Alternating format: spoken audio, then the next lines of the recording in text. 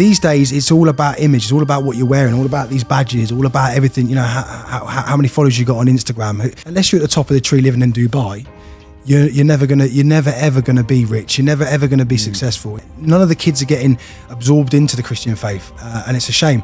More so if you look at the Muslim faith. I mean, you look at the Muslim faith, they are brothers on brothers. In some ways, it's not a great thing because they stop each other from talking to the police about potential terrorists, grooming gangs, but they're all together. They're all together. They're all together, and they go everywhere together. They buy things together. They're a strong collective group, and that's why people like Andrew Tate have taken that step to go down that route, because I think he knows that he's got the collective protection. The earlier days of the EDL were very much had the right message, but what it turned into when Tommy left, I couldn't see any organisational side of things there. Everyone was like here, there and everywhere. Nothing was really planned. You know, the message was there, but the message wasn't being shown properly. So I took control of it. So what I did is I took the initiative to start an event.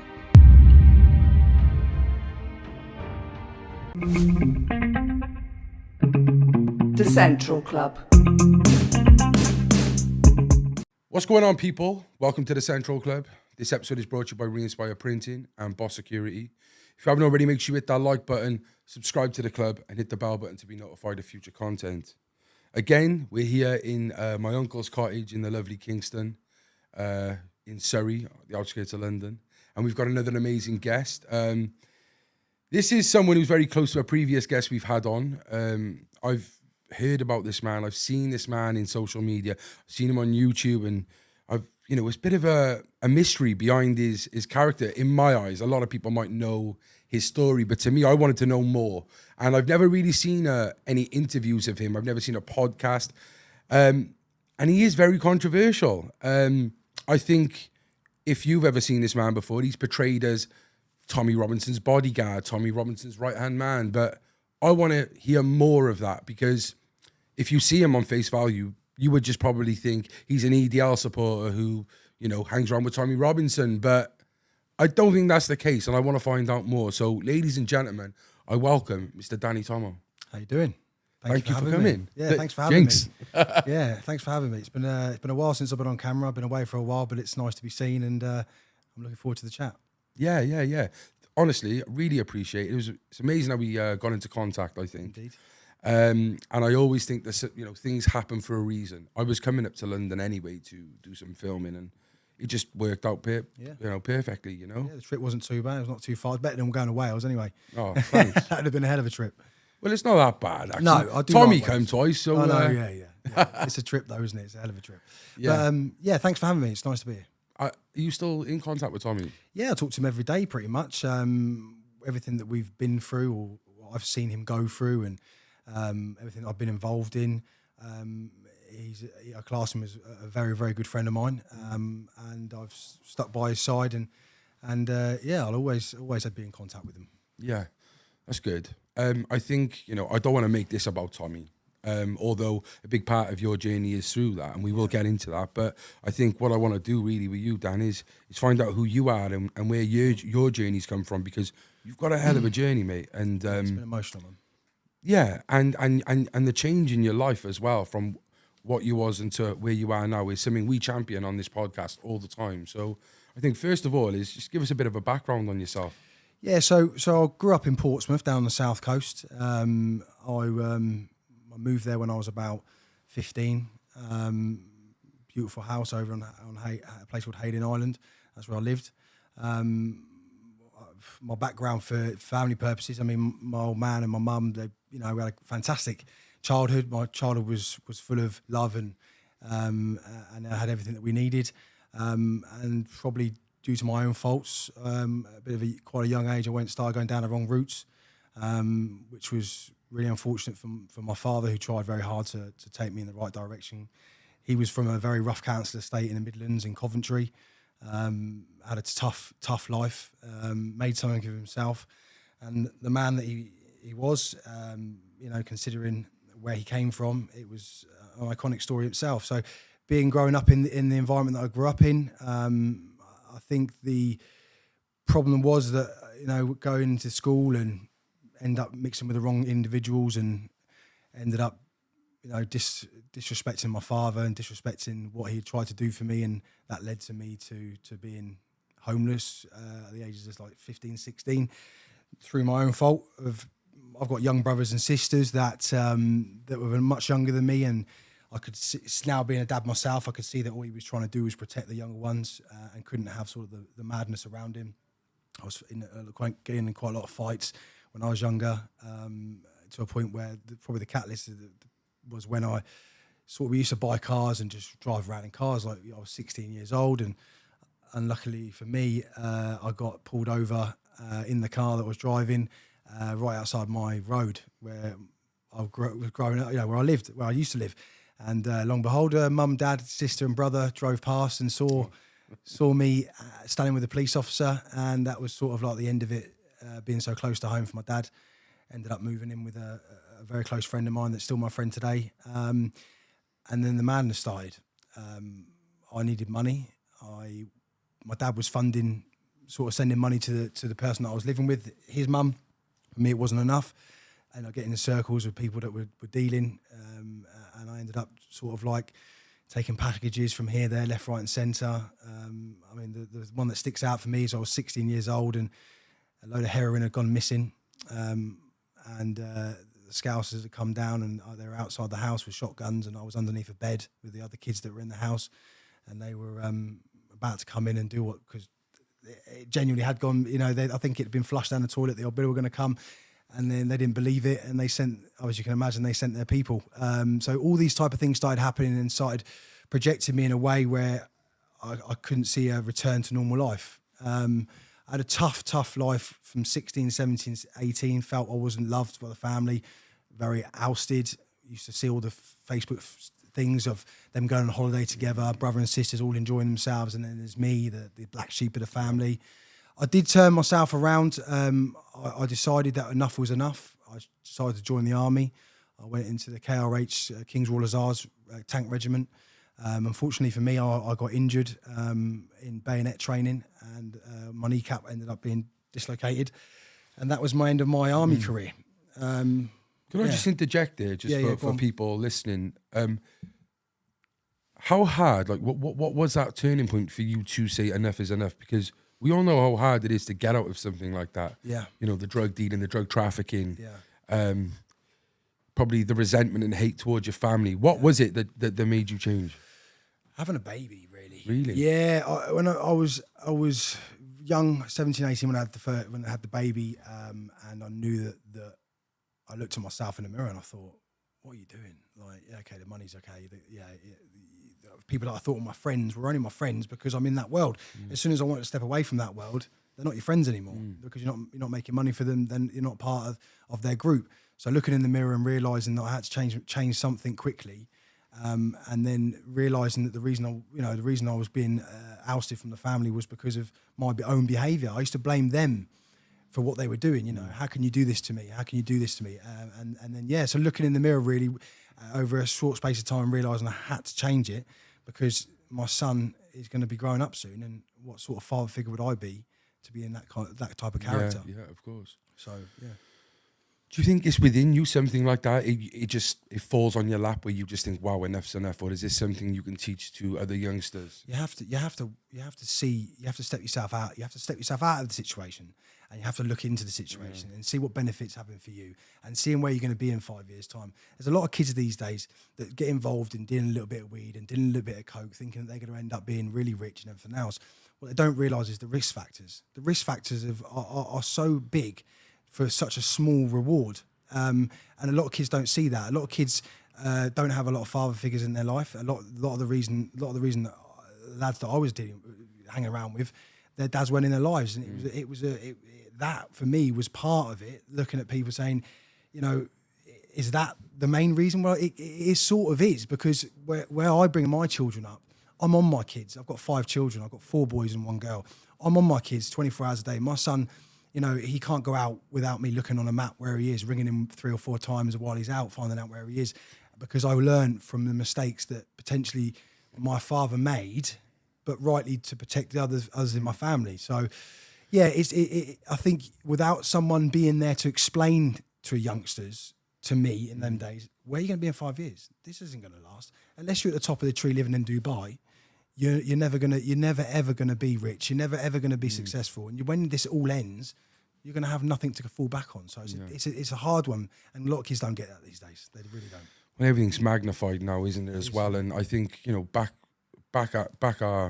in our era, we should say, you know, the odd person might get lucky and might make millions and at a young age. Rare. Very rare. I don't even know anyone, to be honest. Like, it's only one or two, and they were kind of born into it anyway and made something from that. They could have pissed it up the wall, but they made something.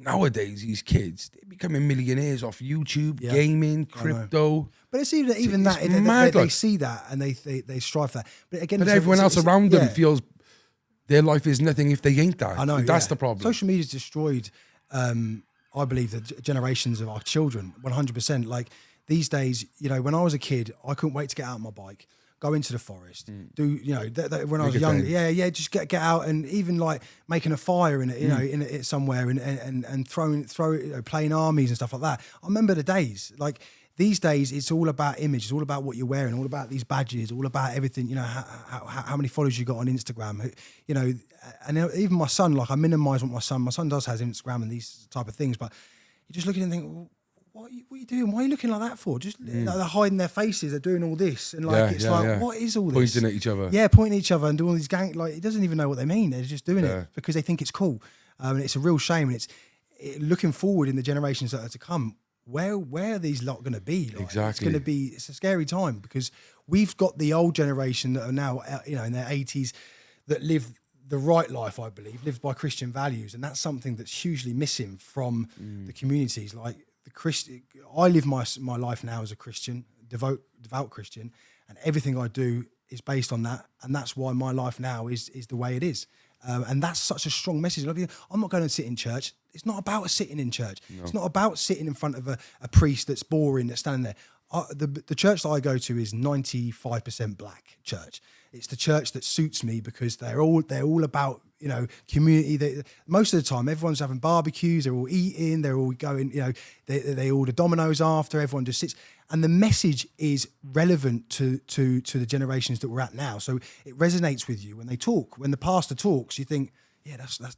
Yeah, God, yeah, you're right. Yeah, not sitting there in a church where it's boring. That's why the Christian church, the old school Christian church, is no more there really because of the way that they are. Do you think it's a matter of being able to move with the times within the religion, but interpreting the same scripture in a way where you relate to the modern times? That's what I think what's happened is I think it's all orchestrated. I think it's been orchestrated to take Christianity and God out of everything.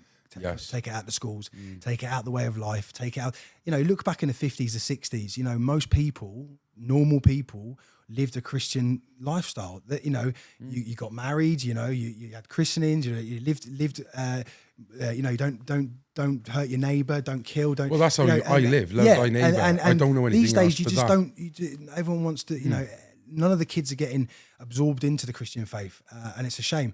More so, if you look at the Muslim faith. I mean, you look at the Muslim faith. They are brothers on brothers. In some ways, it's not a great thing because they stop each other from talking to the police about potential terrorists, grooming gangs. But they're all together. They're all together. They're all together, and they go everywhere together. They buy things together. They're a strong collective group, and that's why people like Andrew Tate have taken that step to go down that route, because I think he knows that he's got the collective protection from the world. I don't think he would get that from Christianity. No, he wouldn't. No, of course he wouldn't. No, of course he wouldn't. Because if you go into a church on a Sunday, a normal church like we have all around our country, there's a couple of 85-year-olds in there all praying, and there's no youngsters. There's no modernisation of the church. The church hasn't modernised, and that's the problem. And that's what the church that I go to is attempting to do, to modernise Christianity in a way that it resonates with people, to bring them to Christ. The message the thing that you're saying here is exactly what Calvin Robinson was saying, the deacon who's on GB News and stuff. He was saying we are a Christian country, and it's dying massively. We don't have our values anymore. No. Like you said, some people might not even have went to church, but they lived by those values. Yeah. And it's everything around us is with. If we want our country to come back as, you know, a proud Great Britain, he thinks the only way forward is to do that. Yeah. Well, it's the orchestration as well, being a white Christian male that loves his country. he's probably a racist. He's probably racist. I mean, that you know, all we hear that is black and white, black and this, black this, white this, racist this. You know, it's all you hear on the radios, the TVs, the newspapers. It's all orchestrated to keep us all apart, to stop us from uniting, stop us being. You know, when I was growing up, if you were black, you were brown, you were white. It was just all the same. Yeah. Like I don't understand. We've now been orchestrated to all suddenly fight against each other. And to be honest, it's worked. It has worked. I think 9/11 was the catalyst for that, though. Yeah, Before yeah, that, right, like yeah. I said, everything was transcendent for me. I didn't really know any difference. I know when we're younger, we don't anyway, but Yeah. I think from then, things amped up massively. Yeah, definitely. And it's a real shame. But when this generation of hard Christians from within the English communities within Great Britain, once they pass, it's gonna be very difficult to keep. I mean, all these churches, every town, every village has got a church. There's no one going there. Well, they're probably being converted into mosques or They are, yeah, other things now. Yeah. I'm not saying they're taking over. It's because they will use them. Yeah. They will Yeah. fill out that mosque. Yeah. When it's a shame that the church won't. It is. It's very sad. But with the church that I go to, thriving. People we go on outreaches where people stand in town and they preach in a way that resonates with youngsters and we, you know, the church and the pastor that he gets people in all the time, new people, and they feel that modernisation of Christianity, and that's really important.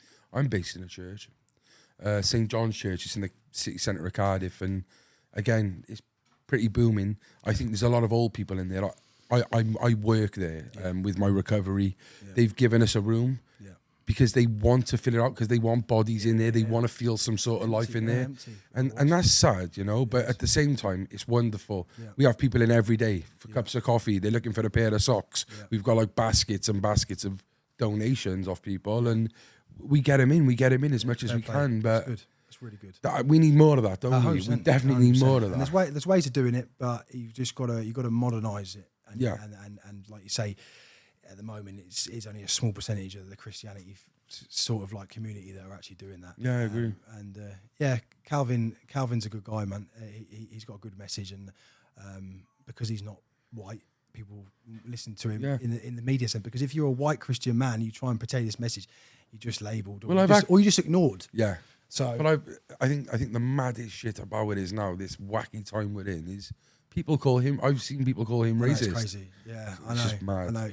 It's a way. It's diluted itself so much on the real the racist side of things. I mean, you know, someone that is racist. You know, I wouldn't be friends with someone like that, because I think I take people as they are. I don't look at people by skin color. I look at people by their actions. If you are behaving in a certain way, I don't care what color you are. I don't care where you come from. I'm going to criticise you because of your behaviours, not because of the way you look. And that's something that that's gone through. I know Tommy totally agrees with, and because of the previous EDL and what certain people in there, it's a label that's just stuck for a long time. Shame. Yeah, so it is a massive shame. And just to jump on that quickly, when we talk about the division of I look at people like this, the elites themselves. It's not just race. They really divide us by class. Yeah, of course. You know, because if you're a white man and you've got no money, you use drugs, we're treating you the same as that black person. It doesn't matter. That's how it is in how they look at it. You have to wake up. I mean, one of the things that's really, for me, is a positive thing with working with Tommy and doing things with him for the last how many years, is my eyes are open. Like looking at these gas prices, looking at these electric prices, looking at the way that people are living. Like the UK government have enough money to stop this from happening. They could easily regulate these companies to stop people from having to spend so much money on electricity. It's literally to keep you low.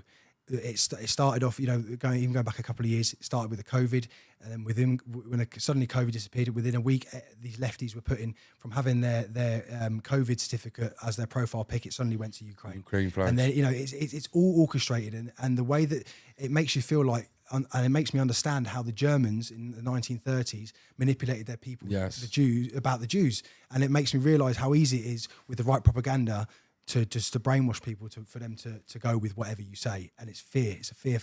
Fear is something that will make you do things that you necessarily wouldn't do. it's a crazy one, and they're at the top at the moment of the spear of just pushing fear after fear after fear. Even the taxes, looking at all the taxes that people have to pay. Realistically, the amount of taxes that you pay are well over what you should pay. You shouldn't have to pay all these taxes. You should be, someone that earns a good amount of money has to give 40% of their wages to the government. I mean, you think about, you don't really have to. They're just making sure that people don't get rich quick. They start thinking for themselves. They rely on benefits in the lower classes, and it will never change because at the moment we've got a two-tier parties, Labour Party and the Conservatives. People keep going between the two. You just need to get rid of both of them, and get someone in there that's actually going to change something for the people. The opportunity was there with UKIP in 2019. Tommy became a spokesperson for UKIP in 2019. He took the party to somewhere that it had never been before. It was classed as the third biggest party in the UK. It took it over from the Liberal Democrats. What happened was then they became greedy. They became just like a normal political party. They didn't want to listen to what the people were saying. They had an infighting of where one side wanted Tommy, the other side didn't. And for that reason, when Tommy walked away, the whole thing collapsed. And now they're pretty much non-existent. Do you think it's possible to actually have a party then that is not controlled by some sort of... Well, it's pretty easy. It's really, in layman's terms, all you got to do is get to the masses and say, don't vote for Conservative, don't vote for Labour, vote for these people. But what will happen is because so many people want a slice of the pie, realistically, all these smaller groups, political parties, could all come together, sit around a table and go, right, we're taking the vote from you, we're taking the vote from you. Why don't we all work out a way to work with each other, be under one umbrella, get the message out to everyone as best as we can and start changing it? But they don't. They all want to be the top leader. They all want to be the leader. They all want to, they all want to be the spokesperson. They know best. Yeah, and that's why you until that happens, you'll never see a change. You won't see a change unless you get into political sphere, and that's a very difficult one to deal with. Well, I'm sorry, we were talking about in the army, but we just kind of went off on a tangent, didn't we? But I like that. Yeah. It's real. So you left the army. What was it like, your experience in the army anyway? It was great. It made me a man. I think if everyone, if it was, you're made to go in the army at a young age and even at least do 2 or 3 years, what happens in the army creates the understanding of life. You understand the camaraderie of being around people that you support, you want to protect, and it makes you into a character that when you come out, you look at life a lot differently. Unfortunately, I didn't stay in long enough to fully get that because obviously I only spent a small amount of time in there. And when I came out, I unfortunately started going down a bit of another route because it's all sort of that I knew. I mean, I don't get me wrong. I have had jobs where I was a recruitment consultant for a few years. I tried that. I can imagine you was. Yes, you are. You look. You got that written all over you. I was very good at sales. I was very good at that. But the money wasn't where I wanted to be. Yeah. And I ended up going back to stupid things. And I'll be honest to you, it's very selfish for me to say the reasons why I went down the wrong routes and why I ended up in prison. The reason I ended up in prison is because it was a point where my children, it was very close to Christmas. I knew that I didn't have enough money to provide with all the presents and, everything that comes with a Christmas and everything else. And I had an opportunity to get involved and take some things, some places. And looking back at it now, how stupid I was, because even with the amount of stuff I had in the back of the car, if I'd have got caught, I'd have been doing 10, 15 years, 100%. And I did that. It's selfish of me to say I did that for my kids. I didn't. I did that to try and get quick money. But at that point in my life, I thought, right, let me do this. And then that's when things went downhill. Some of the stuff that we had went missing. We were given false information. We ended up at a house that wasn't the right house. The person had the right name but wasn't the right person. And I ended up getting convicted and ended up doing attempted kidnap in prison for 2 years, which was a hard time. Well, yeah. What was it like doing that time? Yeah, so you don't realise.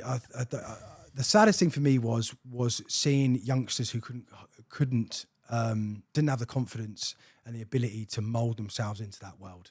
When I went inside, I was advised by people that I knew that had been in prison, do yourself a favour, don't get into debt, don't borrow anything, don't get involved in any of the gangs, don't get involved with anyone, go to the gym, get big, do some education, come out, live your life.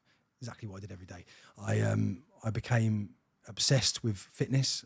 I went up to 14 stone. I was big. I had tattoos, which helped because I know it's a bit weird, but you know, in prison, it's all about the way you look. And looking back at some of the situations that I found myself in, I mean, the first time I remember coming from the court, first time I got put in, I was in Winchester prison, and I remember getting taken. It's about 10 in the evening, and I remember walking into the room with a hard pillow, a blanket. Walking into this room, the whole thing was smashed to pieces, bits everywhere, and then that door closes. And I remember just lying there. It's like 3 a.m. thinking, "Fuck, man, what have I done?" Like, all I could think about was the kids. Like, my daughter was very young. Jesus, man, thinking back at it, it was hard, mate. But you couldn't show weakness in there. I had a fight within the space for a few days because some guy that I was in a cell with decided to have one of the rules in jail is you don't go to the toilet number 2 when the doors are locked. And the guy took the piss, and I woke up to this guy having a shit behind my head. So I lost it, and got moved then straight away. And you have to sort of make a point of it, but it was horrible. It was horrible. Yeah. It was really bad. It's constant, isn't it? It's 24-hour alert. Like, I was lucky to get moved. I got moved to a Cat C working jail, which was, I met some really good individuals, people that had made a mistake on a night out, like a fight, ended up hitting someone, stamping on their head. Guy died. 18 years, you know, really nice individuals that had never been in trouble before. Yeah.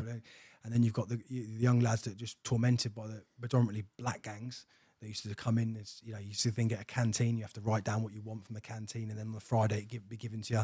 And these people were just like going into the cell saying, I want that, that, and that. And on the Friday they come and take the lot, you know. And the last thing you want to do in jail is start talking to the screws about anything, because you'll just probably get stabbed up. So just watching these things, and part of me was like, I wanted to step in because I knew that what was going on was wrong, and I could see these people were suffering and crying at night. I could hear them crying, and I knew next day I was like, do you know what? When that idiot comes back in, I'm just going to go in there and just chat. I thought, I'm putting a target on my head, and I end up getting a nick in, or I'll end up. Time. Yeah, so I had a tough time because I didn't have any. When I went to jail, I didn't let my mum and dad know. They didn't find out that I was in jail. That's I crazy. made sure that my friends, because I was away from them and I wasn't really around them, I didn't really speak to them because I was the black sheep of the family. When I went into jail, I said the first thing, don't tell my dad. Whatever you do, Sad, do not tell my dad. And it took them 3 months. Respect to you, but that's sad. 3 months to find out that I was in there. It must have hurt you because my mum and dad disowned me, but every time I went to prison, they were the first ones to... Yeah, I went in with no money. I mean? I went in no money, no clothes, no letters from. At that point, I wasn't in a good place with my baby mum. I had no visits from the kids, no contact with the kids, no contact. You know, I didn't speak to my kids for 13 months. Wow. And you know, I was a very angry person because of it. But in a way, I was glad that I didn't have any contact with them because I didn't want them to have the memories of that. So it worked, even though it was hard to deal with. I felt like it was the right choice, even though it wasn't my choice because she just didn't put the effort into it and talk to me. But it was a tough time. Just want to jump in quickly, guys, and let you know that us here at the Central Club podcast, we work really, really hard to give you this content. You know, people think setting up a podcast is just as simple as pressing play on a camera, but it's like a full-time job. And, you know, when I first started this podcast, I promised myself that I wouldn't cut corners. That's all I've ever done in my life is cheat and, you know, get a head start on things. But I always knew that I wanted to start from the ground up with this. And I've made sure that everything is to a high standard. But with that comes a lot of time and a lot of money. And all I ask for you is take out less than 1 second in your life to please press subscribe to the channel and hit that like button. What do you know about Wales' #1 rated security provider, Boss Security? Boss Security Limited are a professional security service provider based in South Wales but servicing clients on a national scale. With over 10 years of experience in the security industry, they are true experts in all aspects of security. From CCTV monitoring, manned guards, mobile patrols and alarm response, they provide the most advanced technology on the market, along with an expert team of staff delivering complete security solution to their clients throughout the UK.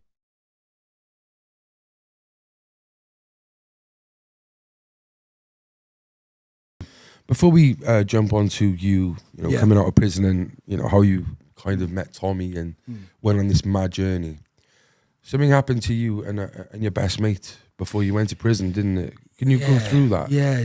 So, yeah. So there was a group of us. The boy that I told you I lived with when I left my mum and dad's house, his name's Ben, and next door to him was my other best friend called Daryl, and we were a trio, complete trio. Every day we'd come out of his house, go next door, we'd go out and do stuff. Daryl was a live life to the fullest kind of character.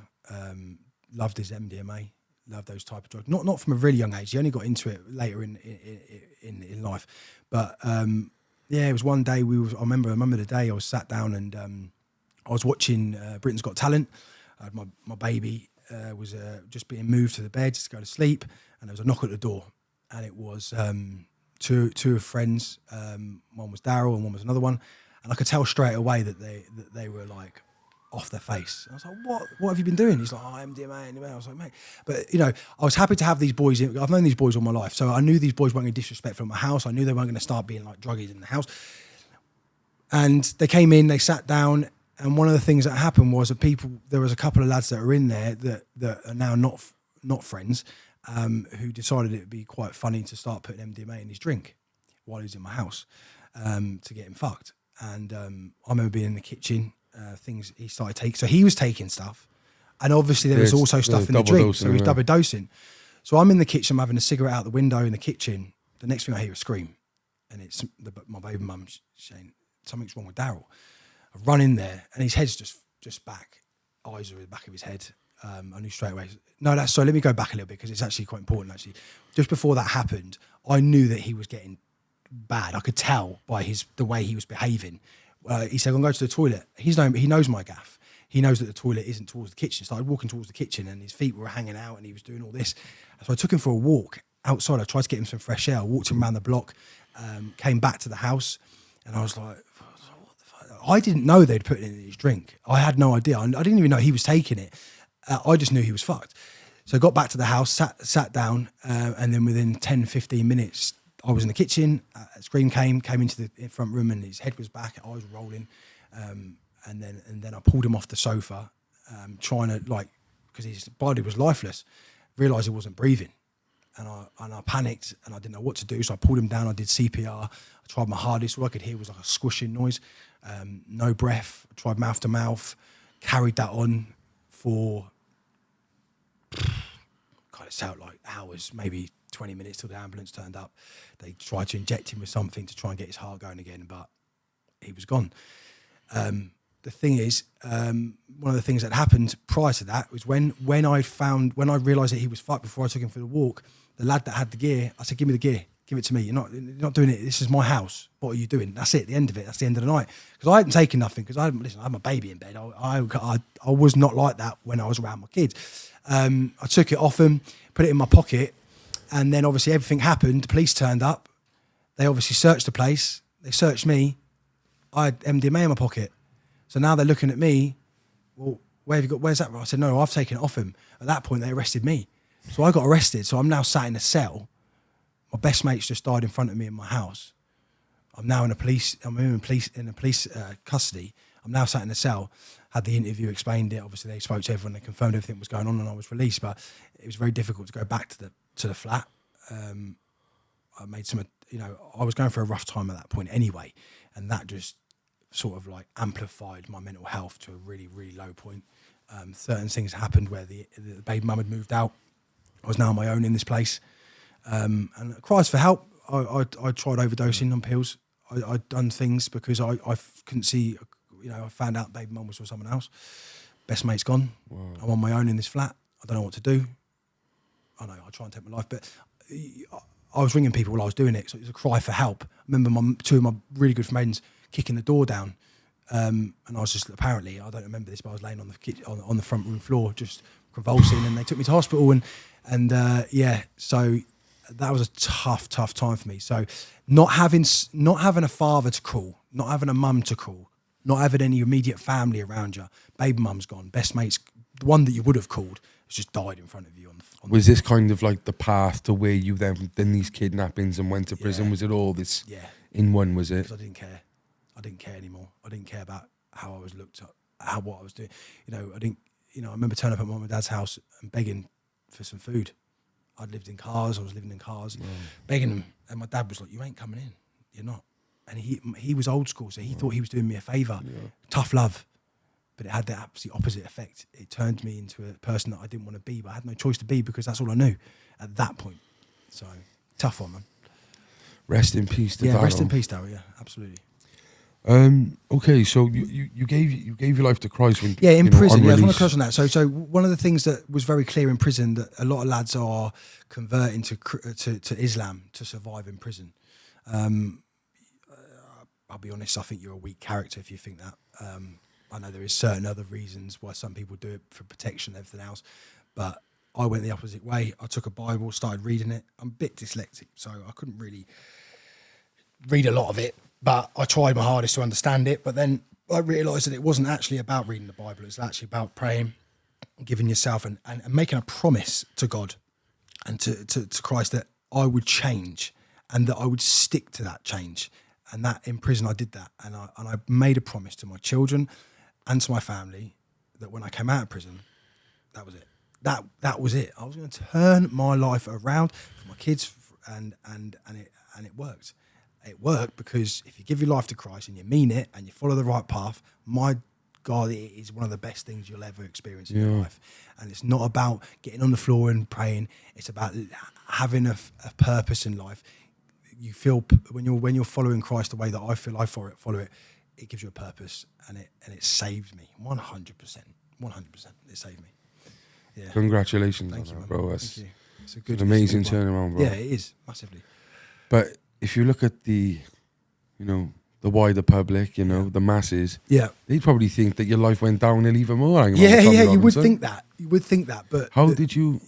Yeah, so how did you come into contact with Tommy? Okay, so let's start from the very beginning. When I came out of prison, I was in a tag house. I was in a tag house for 6. I did the rest of my sentence in a tag house. Tag house, yeah. And I ended up leaving the tag house and coming back down to Portsmouth Way, and I ended up starting a business, selling websites. So I was selling websites. Made it really successful, really. And if it wasn't for the situation with Tommy, I'd probably still be going at it now. But it's basically what happened was that when Tommy did a banned speech by a guy from Austria, I think it's Austria, I might have that wrong, but Martin Sellner, he was denied entry into the UK to give a speech in Speaker's Corner. And because of that, Tommy took it upon himself to take that speech, go down to Speaker's Corner on the day that he was supposed to do it, and he was going to read the speech. That was the first time I'd ever seen Tommy in person. I'd heard of Tommy beforehand. My dad and my mum watched him. I knew about him. I knew about the EDL. I was never part of the EDL, never part of any movement of the EDL at all. Do you want to state that twice just for the people? Well, no, I don't mind. Listen, the earlier days of the EDL were very much had the right message, but what it turned into when Tommy left, I've got no sympathy for any of them. I think they did some stupid stuff and they made it into what it's known as today. Yeah. But the original EDL that Kev Carroll and Tommy that made, they had the right message. They were looking to protect their own, something that the police refusing to do. So back down in Speaker's Corner, I got a real feel for this guy. It was like I could see people's faces, young men that were besotted by him and looking at him like a leader, because they were turning to seeing their country in a certain light. A lot of information being fed to them about certain things that were happening, and Tommy was the only voice willing to say what needed to be said, and people loved that about him. So seeing that in Speaker's Corner, and then obviously we all know the story of Tommy going to Leeds and going outside the court, and then Tommy being arrested. Tommy is the first man in the UK to be to have that happen to him, where he is a judge tells the police to go outside. He is arrested. He is taken to court. He is convicted, and he is sentenced and sent to prison, all in the same day. And they made it very. People don't know they refused to allow Tom to talk to his lawyer. They didn't let him. They didn't plea. They're saying that a lot of the reports are, I pleaded not guilty. I pleaded guilty. He never pleaded. So this has happened. Everyone knows that it was a massive thing. And obviously, when that happened, one of the things that I was part of was being on social media and seeing this happen. And I got a real feel in myself, like there was a talk about going down to Downing Street, going and making your voices heard. So I did exactly that. I'd only been out of prison a very short space of time, went down to Downing Street. And when I got there was just groups of maybe 200-300 people to start with. We were just screaming, we want Tommy out, we want Tommy out. But I couldn't see any organisational side of things there. Everyone was like here, there and everywhere. Nothing was really planned. The message was there, but the message wasn't being shown properly. So I took control of it in a sense where there's an iconic picture of me that I find iconic anyway, that where I was stood on the gates of Downing Street are here, then there's another set of gates just before it. And I stood up on those gates and I put my fist up in the air and all these people started raring about it. And I started taking a microphone on the loudspeakers and I started talking about how much of an injustice it is and what we need to do is continue this until he's out. And then I could see the police surrounding everyone. They started kettling everyone in. And I could see that happening. And so I got on the megaphone and said, everyone sit down. So I thought, right, if everyone sits down, it's very difficult to move 300, 400, 500 people when they're all sat down. So everyone sat down. And it lasted for a few hours. And then when everyone went home, the burning sensation of achievement, even only minimal, was so strong within me that I then spent the evening just looking around. What's next? We can't just leave it at that. What's going on? So what I did is I took the initiative to start an event. I wanted to do an event, a protest in Downing Street, and I started a Facebook event. And I started it. It was a free Tommy event. Started it, put it on the internet, on Facebook. Within an hour, it had 10 people. I was like, oh, bloody hell, 10 people. 2 hours, 20 people. Later that night, about 11 o'clock, it was 1,000 people. I was like, bloody hell, this has gone quick. Woke up the next morning, it was 5,000 people. That afternoon, it was 10. Then the next day, it was 20,000, 30,000. I was like, whoa. So now I'm thinking, okay, everyone's looking at me like, he's the event organizer. What are we doing? So then I had to sit there and think, okay, how am I going to do this? So I came up with a plan. I came up with speaking to I wanted a stage. So what I did was I got hold of a scaffolding company. I said, do you know Tommy Robinson? Yeah. I said, you're local to London. Do you mind putting up some scaffolding so we can stand on it? He's like, yeah, no problem. So I thought, right, there's a stage sorted. Then next thing I had one of the best, probably the best people I've ever met in the terms of the movement was Tommy's cousin, Kev Carroll. I was very close to Kev. Still out. I haven't spoken to him for a while, but very close. And he's got a great character about him. So what's the plan then? And I said, well, this is what I've written up so far. And then obviously we were down the street in say May. I think it was May. The event was organised for event. And I said, okay. And I said, Geert Wilders. Now, Geert is a very controversial Dutch politician, very liked, but he is constantly under threat of murder by extremists. Like, constantly. He has to have people at his house all the time, can't walk with anywhere. So now I've got the Secret Service. I've gone from like just doing an event on Facebook to now having the Secret Service from Holland ring me and saying, okay, who are you? We need to do a background check. This is what he wants to do. Can you guarantee it? This is this, this is this.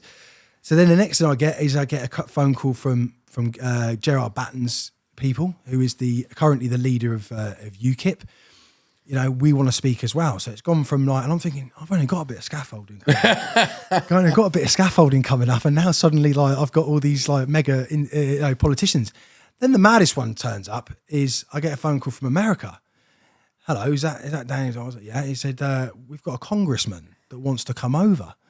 And I'm thinking, I've never done this before. I don't know. And they just wanted the information about who's going to be there. What are your security things? So one of the things. Sorry, during this time, is this picking up media attention as well? Oh, massively. Yeah. Everywhere. So people don't know what's going to come. The far right are descending on central London on June. Stay away. So the thing that was quite difficult was dealing with the council of Westminster. So you can imagine, hi there. Yeah, I'm looking at doing an event with 50,000 people in Westminster. We want to put a stage in the middle of scaffolding stage in the middle of the outside Downing Street. Is that all right? No. So then they were like, well, you're gonna have to fill out these forms, all these forms. And I said, do you know what? I turned it and I said, I'll tell you what, I have 50,000 people coming to Downing Street on this day. If you don't give me what I want, you're gonna have carnage. And then suddenly I had a high-ranking police officer, met the police calling me saying, what do you need? What do you want? We're going to bypass the council. So then I realised on the first one, I thought, if this is going to work on the first one, I didn't realise it's going to end up working for all of them, because a lot of people used to ring me and say, well, we were looking at doing an event. How do you do it? I said, just tell them you're going to bring loads of people there. And if they don't do what you tell you they're going to do, you're going to cause chaos. So then the next thing is I get an American think tank contact me, and they say, we understand that you haven't really got any funds for this. What's your plan? And I said, well, I've got some scaffolding. A couple of guys coming up with some scaffolding. They said, what if we can give you some money to make it what it needs to be? Yeah, okay. What are you talking? 5, 10? Well, 30,000 can be on the table. Okay, £30,000. I thought, well, that changes things.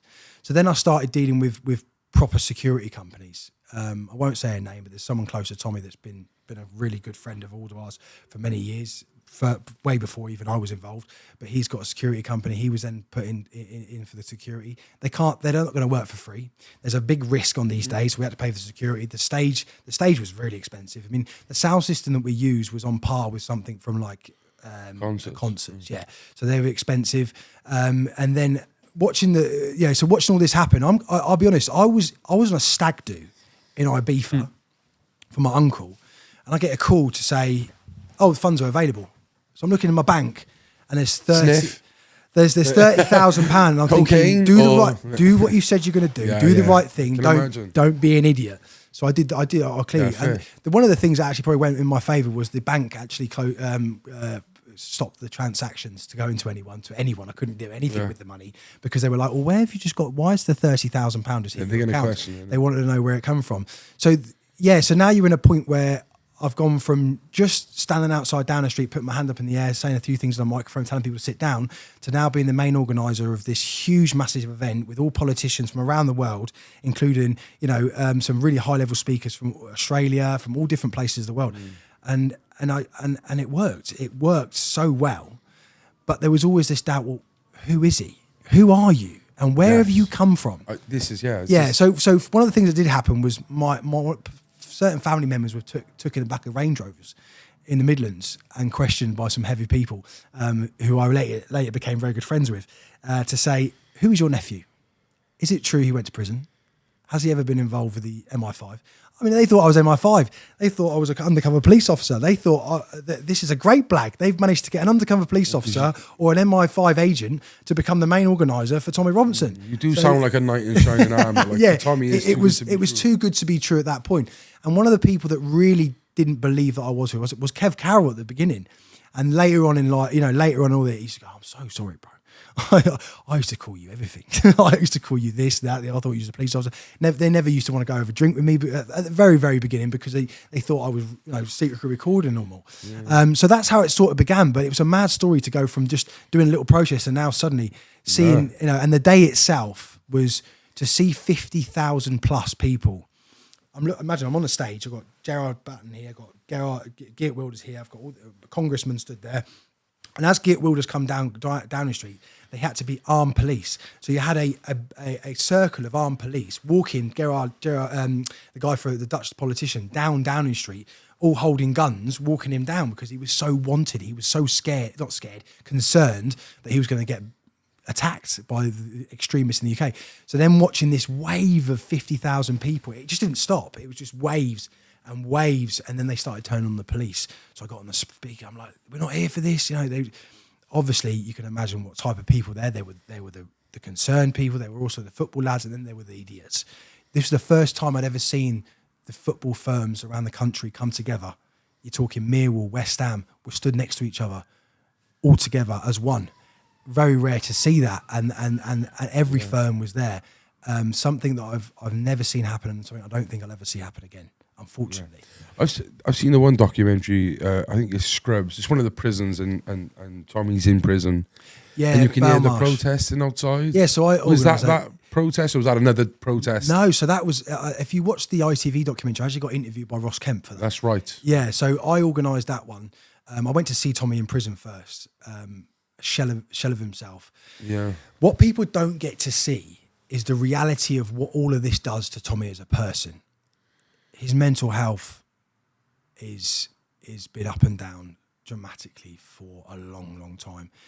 Since he started the EDL, he's been dragged through the court system with bogus stuff since then, and the mental effect it had on him and his family is something no one ever sees, and they don't realise that for a guy to go through everything that he goes through and to keep going, I walked away, which I'll go into a little bit why I walked away. I had to step back from the activism, but to have everything that happened to him to go, you're not going to get me. You're not going to stop me because I know what I'm saying and what I'm doing is the right thing. And only recently has it been proven everything Tommy said since them days with the grooming gangs, with the Pakistani gangs, everything is true. And he was conspiracy. There is no Pakistani grooming gang. Grooming gangs don't exist. This is what they pushed. This is what the media pushed. This is what he was, this is what they tried to do to him to break him. And everything's now coming out as absolute truth. But yeah, mental health for him is I've seen him in some really bad states, really, really bad states. How do you feel when people call him a racist? I just think about all the times we've been out in Luton and there's more black lads with us than there is white lads. Like his friends group are like I would say 70% are black. Like he one of his best friends who we get up. He used to make me get up at 5 a.m. out in the car, 5:15 to go to the gym. The main lad that we used to go to every day is black. It's actually lost its touch now. I don't think a lot of people realise that these labels, racists, are just so thrown around as blasé these days. It's actually done them a bit of a favour because people are starting to see, especially when they watch the documentaries and they listen to him, especially the Oxford speech. If anyone that hasn't seen it, the Oxford speech it explains everything. So when they call him racist, we have to get away from that. We have to get away from it affecting him or affecting us. But it's laughable because it's not true. It's 100% not true because I've seen him do things for people that are not white. Yes. And if someone's racist, they wouldn't treat people. Would you say he's Islamophobic? I think he's got concerns, rightly so, about the religion of Islam. There is a definite difference between the religion and people. Tommy talks about the Prophet Muhammad. He talks about Islam as a religion. Talks about the problems that brings when certain people follow it by the book. When we went to Telford and spoke to the survivors and the victims, the things that they were saying to us, which resonated with the fact that they were going by, that they felt because they were Muslim, because they were following the Islamic faith, because Muhammad says these things in the Quran, that they were able to do these things to young white English girls, aging from 10 up to whatever age they are. And when Tommy sees that, and he sees the places in Luton that are completely unrecognisable, and it's all down to a certain immigration coming in. And listen, he hasn't got a problem with Muslims. He's got a problem with the extremist Islamic preachings, teachings, and followers that follow it by a certain way. I mean, there's no coincidence that the severe terrorist attacks around the world are Islamic, because there's a reason for that. There's a reason why a town like Telford, who has a 3% population of Pakistanis, are 95%. The convictions are for Pakistani men for street grooming.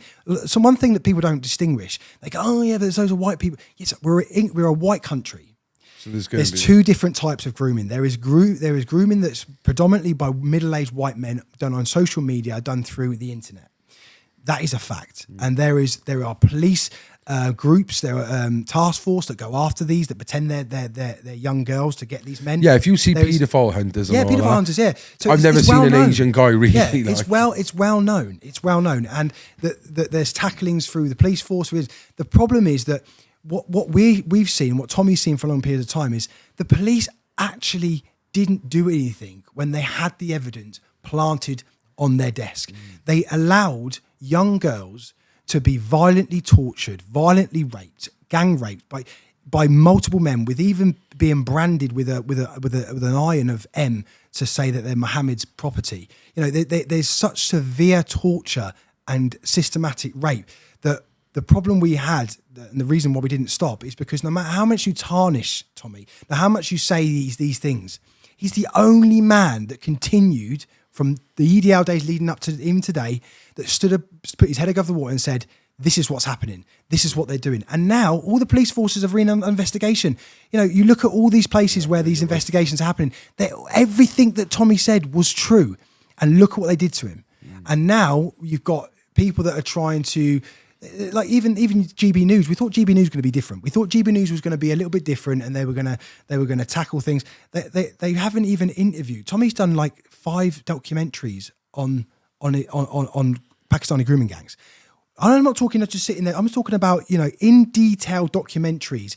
Going actually, one thing that Tommy doesn't do, if one person says something to Tommy about a grooming gang, he'll never believe them.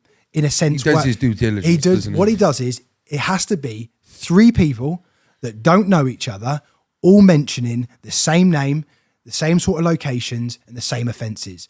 So, sorry, I didn't mean to say I didn't believe him at first, but he won't take it for face value. He'll wait till 3 individuals, 3 girls say the same things, and then he'll give them their right to reply, and then they can't say anything. And even with all this, we had evidence, and we said to the police, we have a dossier of information. Just pass it to a police officer. So I'm not doing that. We know, we've got evidence that police were working with the grooming gangs to prevent them from being convicted. You've also got one came out yesterday. In the Midlands, a police officer, it's on my Twitter feed, there's a police officer that actually told a child rapist that they were coming for him and allowed him to flee to Pakistan, and he's now not been arrested. We were told the same type of information. There were envelopes being passed under the counter because these grooming gangs, they own all the businesses. They run the towns. Yeah. So they were paying big money for these coppers to go, well, we haven't got enough evidence. And thousands of daughters of England have suffered under the hands of these police forces. And till this day, not one police force really has been taken to town to actually get something categorically said, like, you are to blame, this person's to blame. And these girls have suffered immensely, and they continue to. This isn't stopped. It's still going on now, 100%. Yeah, it is a dark topic that needs being brought to light, really, doesn't it? Very dark topic. Very dark topic. I just want to, it's kind of like we've hopped back and forth. Yeah, I know, yeah. When you first met Tommy, when you come out of prison, what did he say to you? Yeah, so I remember the day. It was he was sat in a cafe at the bottom of the Old Bailey. He was in court, and I'd organised the event for the Old Bailey to happen in his absence of about to come out of prison. And I think he was about to go back into court for something else, even just been coming out of prison. I remember walking up to him, he just looked at me, he smiled, I said, "All right, boy?" I was like, "Yeah, you're right." And we took me aside, and he just turned around and said, "Thank you, man. Like, I don't think without you it would have worked the way it worked, because it was so disorganised before that to not for it to be organised properly. I did everything I could to make sure these events were exactly how they're supposed to be, and they were exactly that." And he thanked me for it, and he said, "If I can ever do anything for you, you're now my full-time event organizer. Anything that we need to get done."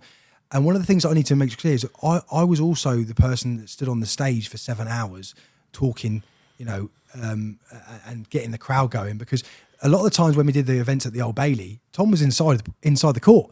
So I'm outside. When I say Tommy, so when I'm outside, there's 5,000 people all stood there, like, looking at me. And so I used to introduce different people. I used to talk about the you don't want the awkward silence. No, because the last thing you want to do is have these people turn up. I mean, you got to think Tommy's inside for the most of the day, so you've got to try and do so. And it worked. I used to get people going with the songs. We used to play videos. We used to bring different survivors and people from Telford to have their stories. Yeah, it's a lot of work. And one of the things I probably shouldn't have done is, I did do, but he was just like, this is all down to you now.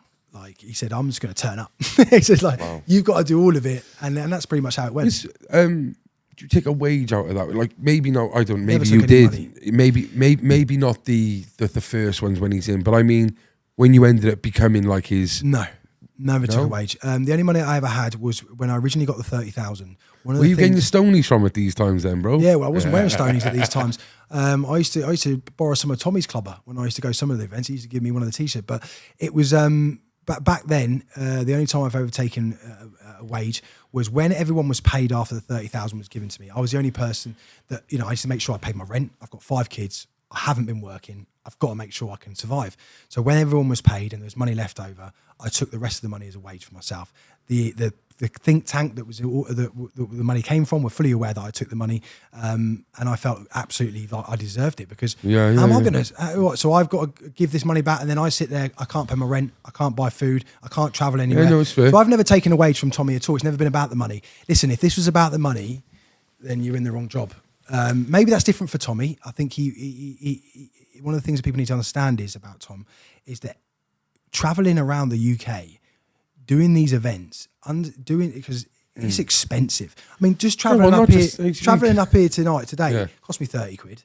You know, we used to drive up to Scotland, down to Midlands, up to here, down there, different hotels. He's got all the camera staff, all the security, the security lads were like, look, I want to be with you, but I can't do it for free. Yeah. So people are, oh, Tommy. I believe the cause. Yeah, Tommy, all Tommy wants is money. No, you don't understand. Everything we do, Everyone wants a bit of money, innit? costs money. Just, you know how much it costs to put 10 people in a hotel for 3 nights? Do you know how much it costs to put an event stage? Do you know how much it costs for the screens? You're talking thousands.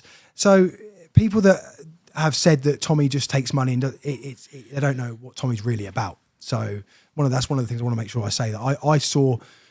Don't get me wrong, we used to have great dinners and great lunches and everything else, but it came from the fact that we had to eat, and if we're going to go nice places, of course we're going to spend the money to have a nice place. We're not going to go and sit at McDonald's. We need to be healthy. We've got to eat properly. We'll go on the road for 3 days. The amount of times I used to come off stage after standing there for 7 hours, I used to sometimes nearly faint because I haven't eaten all day. Not that that's the money advice, but it absorbs all of the energy out of you, especially having to continuously talk for an hour and a half, then stop for 10 minutes, go back on stage an hour and a half. You know, it was crazy. It was crazy. Quickly, there's an event that happened in Oldham we spoke about before. Yeah. Can you go over on what happened? Very dramatic. So basically, Tommo was doing the MEP campaign. We ended up going into Oldham to do a rally. We'd only been there about half an hour, and we'd had some information that there are a gang of about 300 masked up extremist Muslims from an organisation called the Muslim Defence League, which they'd taken obviously from the EDL, English Defence League. And they were coming, they were all ballied up, they all had sticks and everything else. So we're suddenly in the middle of this housing estate. There's entrances left, right, and centre. Next thing we've seen is just all these men with masks turning up, throwing rocks, you know, and we got women and children there. One of the things that really stuck with me in that point was Tommy became a leader like that. One of the things he realised was he needed to get the women and children out of there quick, because if the police weren't holding them, and you could see that they were about to come through, and they started to pocket off in different locations and trying to get through to people. So one of the things I saw Tommy do was he emptied the cars that we'd turned up in, and we knew that was our only way to get out. And he said, get everyone out, got all the stuff out of the cars, and just put all the women and children into these 2 vehicles, the ones that he could, and got them to drive off, knowing that they'd be safe. It left us, we were looking at each other like, we haven't got nowhere getting out of it now. And the police were just like, we don't know what to do. Like, we're waiting for reinforcements. Next thing, we're looking to our left, there's Muslim Defence League members jumping over garden fences trying to get with us, and they're ballied up.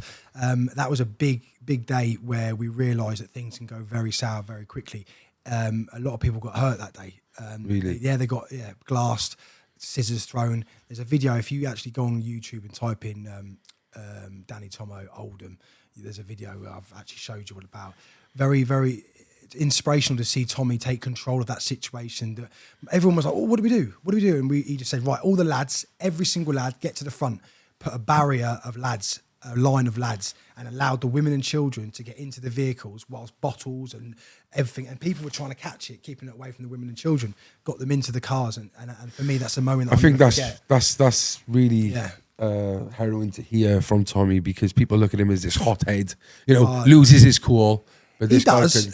Yeah. He does. But we've seen that firsthand. When it comes to it, he's the kind of guy you want. He's the leader that will get you out of a situation when most people are looking at each other like, what do we do?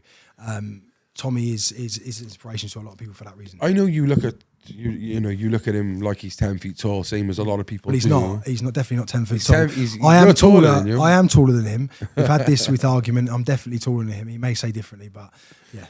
But yeah, it's funny that is actually. But you're both taller than Diablo. That's a good that's thing. the main thing. God, what a guy! I shouldn't even have plugged him. You shouldn't even have put that name in there. But listen, no. Yeah. Was there ever? I wouldn't say power struggle. That's ridiculous. But did you two ever clash in characters? Because you took the reins, so to speak, when he was gone. I was a pain in the arse in terms of I like to party. In some respects. So you were more triggers than clashes? I used to just turn around and go, Dan, you just need to calm down, mate. Because everything I do, it had a reflection on him. Everything that I did, if the fights that I had, when I say fights, when I defended myself, and there's videos all around the internet of that. You know, it was not Danny Tommo. It was Tommy Robinson's right hand man punches someone. Danny Tommo's right hand man, but all this, and that's what obviously the newspapers, some of the headlines, it's representation. So he just used to just take me time and just like clash wise. I used to do with some of his antics. He had some bad people around him. They would push him into doing certain things, getting on the drink and stuff. And I used to sit and go, mate, we can't do this now.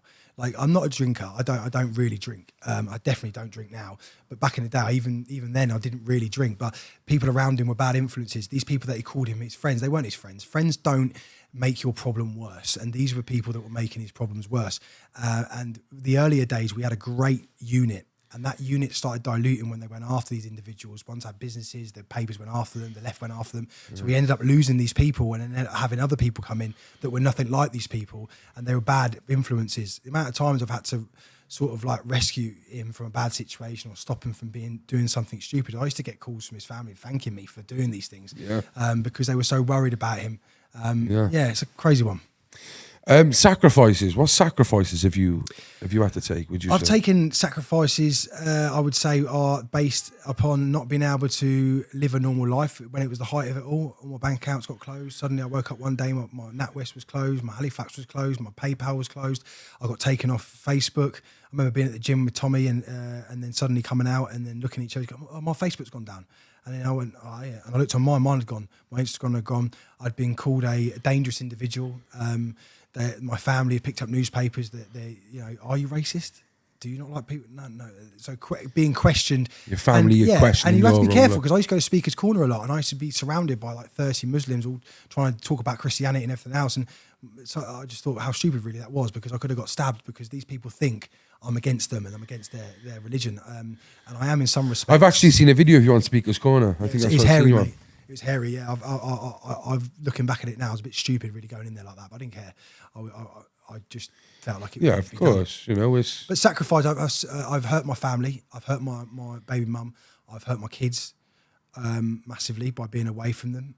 And up till recently, when I walked away. The reason I walked away is because these Pakistani gangs, when we were in Luton, we were face to face with a group of Pakistanis that were proven to be groomers. And we ended up in a restaurant and we thought they weren't in there. We got a shout from outside. Suddenly there was 30 of them outside, all with baseball bats, with hammers, with everything. There was a few of us and they started reeling off my family's details, my baby mum's name, my kids' names, where I was from, where I lived. And I knew then, and I lost it because I was trying. I didn't want to let it go. Tommy, you can't do anything because we're trying to get documentaries together. And I realised when I was in the car, they were on the phone. They were saying Danny, and they were saying where I lived. They were saying my kids' names. So I knew that these are the people that are firebombing people in Telford. They're firebombing people's houses to shut them up. And he's just reeled off where I live, what my ex-missus is called, what my kids are called, and all this. And I'm thinking, how does that make you feel knowing you're tackling something? Yeah. Well, so I had to make a evil, choice. I had to make a choice. And they know your family. I had to make a choice. I had to walk away. Does it hurt you knowing that you've had to, like, because they've got you by the balls? If I was single, I wouldn't have cared. If I was a single man, I didn't have kids and everything else, I would have just laughed it off.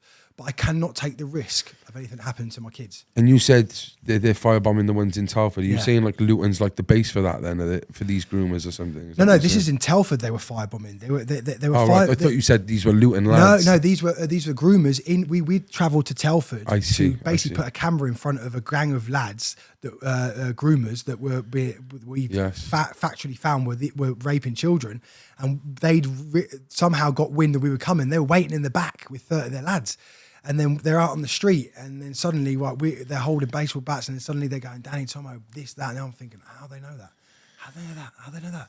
And I had to make a choice, and then I had to walk away. I had to walk away because I couldn't have the risk. Imagine something happened to one of my kids. Fire happened in my house. It'd be my fault.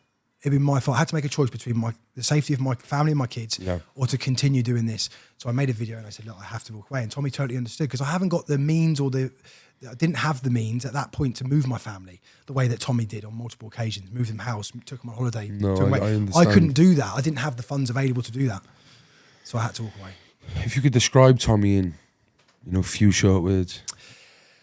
I'd describe him as Lion of England, someone that if was managed right and had the right person with him, I think it would have now been the leader of a political party and would have been changing things like Winston Churchill could have possibly done. That sounds a bit dramatic, but I'm being serious, because the amount of people, this guy could go on Facebook when he had his Facebook with 1 million subscribers, he could have 35,000 people on a live stream within 2 minutes. That's only a power that a politician would love to have. You know, he is the Lion of England. He is someone that has absolutely devoted his life to bringing you the truth, and look what's happened because of it. He's literally been taken to pieces, and his mental health, even to this day, talking to him yesterday, it's not great what they're doing to him. So, you know, make sure you put your thoughts and prayers out there for Tommy, because he needs it. Yeah. Yeah. Some final couple of words I want to go on really is the world we're in now, like how life is right now, the Life's current good. world events. Not my Well, life. maybe. Yeah, it's a scary place to look at the world right now and to see that my children are growing up into this world. God knows, what I feel like doing is trying to make loads of money, buying a farm in the middle of nowhere, and homeschool. I homeschool my kids. My oldest, who is is old enough to be in the world of understanding things. I took him out of school because they put a documentary in a class with Tommy calling him a terrorist, and I was also in that video of doing an event. Wow. My son had to watch while all these people were calling him terrorist, and so I took him out. So yeah, the world's fucked right now, and I can't see how we're going to get out of it, and that's scary, very, very scary. That's why I've taken the opportunity to do what I do now, which is provide for my family on every level, and I'll never go back to activism properly again. It's a shame for me to say that. I've had my go. I felt like I gave a lot, I lost a lot, and it's now time for me to be a father and to provide and to be a good warrior of God and to highlight certain things over Twitter and stuff like that. But that's as far as it goes. You're out. I'm out. I have to for my kids. I have to. Wow. No choice. But yeah. But you're saying life And is my good. father. My father dying wasn't a great one. I think that put me on a downfall. My father died last year. That was just after I left, and then I had to look. I now have to look after my mum, my sister. My brother lives with me at the moment. It's difficult in the house that we're in. So yeah, when that happened, that was, you know. It seems to me like your dad's been a massive part of your life, whether it was not being there or it is. I wish I would have been able to say goodbye properly. I wish I would have been able to prove to him that I wasn't exactly the way that he thought I was, that I loved him very much, and I wish we'd have spent more time together. And I wish I would have been able to maybe make that phone call the day before he committed suicide, and I'll never get that day back. But I've now had to step up to the plate and become the one of the family that has to look after everyone. And I'm happy to take that spot. I'm doing quite well of it. My mum keeps telling me so. Yeah, but going through all that stuff with the grooming gang and not knowing that I had to protect my family, and then my dad dying, I knew I'd never go back to it. Mate, you're a warrior, mate. Honestly, That's they're big things. big shoes to fill. Yeah, I know. You know, mate. You want to be proud of yourself, mate. You know. I feel like I am. I feel like, I'm not perfect. I've done a lot of mistakes. I've made a lot of mistakes, but I feel like I'm going in the right direction. I'm being guided by Christ. I'm being guided in the right direction. I hope that fits me well and works well for me moving forward in life. Yeah. Listen, I could talk to you all day. I know. It's been, I hate this. I feel like, you know, those talk shows who only got 20 minutes, like quick, cut. I know. I feel like that, like on a time scale. But no, I really appreciate it. Like, I don't do podcasts. I get asked, especially at the height of everything, people are trying to get me on their podcast constantly. You know, I want to talk about Tommy. I don't go on podcasts. I've only ever done podcasts with Tommy. So with you, I think you're amazing. I think the way that you come across, the way that you are central, the way that you're questioning I think you've got a great future in this. And I just want to congratulate you on the story that I've heard about you. And you're an inspiration to people that are going through tough times now, to look at someone like yourself and show that it can change and they can be someone. Yeah, thank you. I really appreciate it. Well done to you as well, mate. Yeah, man. I look, it's been a real pleasure meeting you, Dan. And I've taken so much out of you, inspirational wise, you know, and to show there is hope out there for people. And I hope people watch this and, you know, take the good out of it as well, because people, they love to see the hate, they love to see the negatives in everything. Yeah, but everything that you have said here has been a success story in my eyes. Yeah, you know, the people look at the story with Tommy Robinson as a bad thing.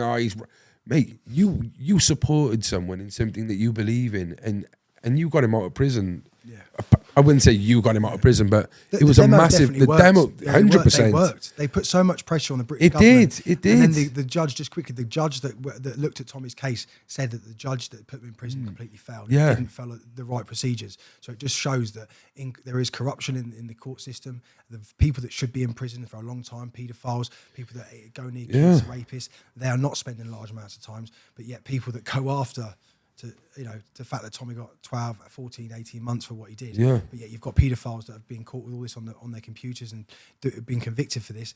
They're not even spending a day on jail. It's because this is the narrative they're pushing these days, isn't it? That's the be all and end all. It's sad to see. I think I want to say that when you said earlier on in the interview about how when you went to prison it changed you, you learned. I think it did as well, mate. I think from that moment on, I realised everything you've done has been good. I would good. say to people that that are going through a tough time right now that time is a great healer. You just got to give it time.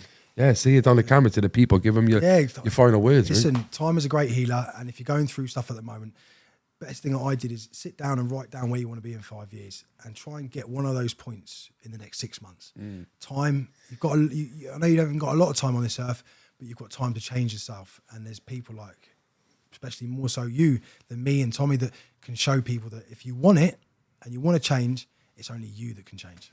And that's the big point to make. Well, you went from borrowing Stoney t-shirts off Tommy to wearing them. So no, Tom. Yeah. Hey, listen, Dan. Honestly, I really want to shake your hand, mate, because it's a real pleasure, man. Honestly, and you too, bro. Hey, in the future we might do some more content or something.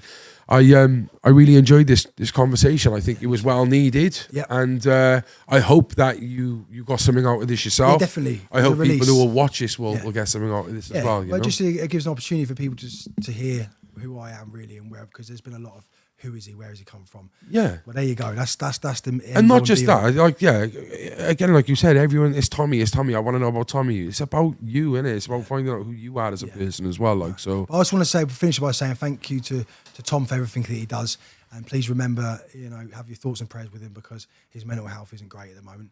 I know you probably won't want me to say that, but it is true, and they've got to make sure that we look after people like him, because they're very rare. They only come around once in a lifetime, and without people like him, this world would be a very hard place to be in. It would. Brilliant. Oh, thanks for your time, so much. No worries. Guys, I hope you enjoyed this podcast. It's got me feeling a bit emotional, to be fair, and we just got to take things at face value, not what we hear by the masses, and I think Dan's a perfect example of that. Make sure you hit the like button, leave a comment, tell me what you think. Is he changed your mind of what you thought of him before? I think he changed my mind, not in a bad way, but from listening to rumors, listening to him on face value is amazing, and I hope you feel the same way and you take something positive out of this podcast. Till the next time, stay central. The Central Club.